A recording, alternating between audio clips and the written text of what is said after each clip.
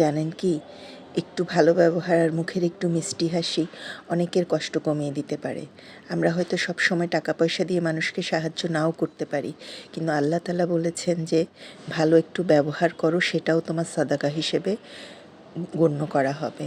সুতরাং আমরা পারি সবার সাথে একটু ভালো ব্যবহার করতে। এই রমজানের এই সুন্দর মুহূর্তগুলোতে আমরা আসুন প্রমিস করি যে সবার সাথে ভালো ব্যবহার করব।